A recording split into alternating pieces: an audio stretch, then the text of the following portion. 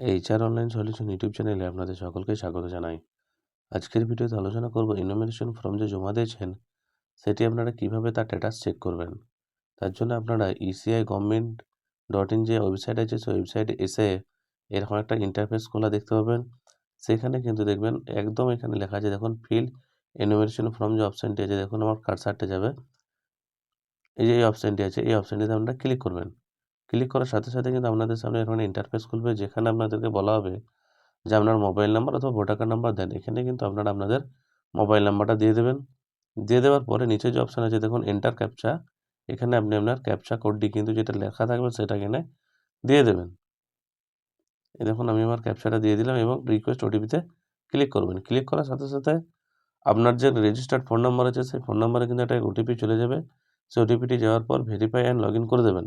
আর যদি কারোর এখানে সাইন ইন করা না থাকে, এখানে কিন্তু সাইন আপ করে নেবেন। ভেরিফাই লগ ইন অপশানে ক্লিক করলাম। ক্লিক করার সাথে সাথে কিন্তু আপনাদের সামনে এরকম একটা পেজ খুলে যাবে। পেজ খোলার সাথে সাথেই আপনার যদি নামে থাকে কিন্তু সেই নামটি কিন্তু আপনার শো করবে। এবং এখানে দেখুন লেখা আছে enumeration form, fill enumeration form যে অপশানটি আছে এই অপশানটির উপর ক্লিক করবেন। ক্লিক করার পর এখানে সিলেক্ট স্টেট, অর্থাৎ আপনি আপনার যে রাজ্য অর্থাৎ পশ্চিমবঙ্গ এটা কিন্তু সিলেক্ট করে নেবেন।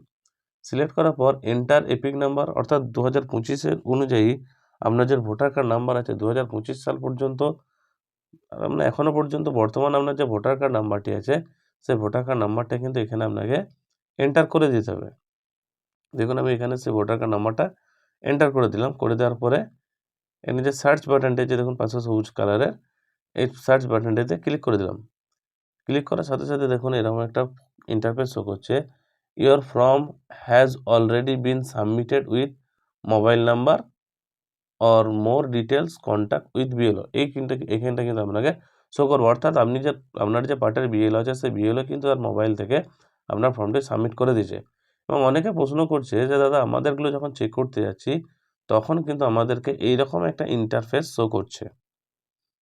এক্ষেত্রে আমি আপনাদেরকে বলবো এতে ভয়ের কিছু কারণ নেই। আপনারা যে বিএলওকে অফলাইন ফর্মটা জমা দিয়েছেন ওই ফর্মটা কিন্তু এখনও পর্যন্ত কিন্তু সাবমিট হয়নি, যে কারণে আপনাকে কিন্তু অনলাইনে ফর্মটা ফিল আপ করার জন্য এরকম একটা অপশান দেখাচ্ছে। আপনি যদি অনলাইন ফর্মটা ফিল আপ করতে চান, এই যে পাশে যে মোবাইল নাম্বার আছে এখানে মোবাইল নাম্বার দিয়ে পাশে যে সেন্ড ওটিপি অপশানটি আছে এটাতে আপনারা যদি ক্লিক করে দেন তাহলে কিন্তু আপনারা আপনাদের অনলাইনের মারফত কিন্তু এসআইআর ফর্মটি কিন্তু সাবমিট করতে পারবেন। আর যদি কেউ অফলাইনে সাবমিট করে থাকেন আর বিএলও যদি তার ফর্মটা কিন্তু এসআইআর পোর্টাল অর্থাৎ বিএলওদের যে অ্যাপস আছে সেই অ্যাপসের মাধ্যমে গিয়ে যদি সাবমিট করে দিয়ে থাকেন তাহলে কিন্তু আপনারা আর অনলাইনে মারফত কিন্তু এটি সাবমিট করতে পারবেন না। আশা করছি আমার এই ভিডিওটি আপনাদের ভালো লেগেছে। যদি আমার ভিডিওটি ভালো লেগে থাকে অবশ্যই একটি লাইক দেবেন এবং আমার চ্যানেলে যদি নতুন হয়ে থাকেন আমার চ্যানেলটিকে অবশ্যই এটি সাবস্ক্রাইব করে যাবেন। আমার এই ভিডিওটি দেখার জন্য ধন্যবাদ। ভালো থাকবেন, সুস্থ থাকবেন।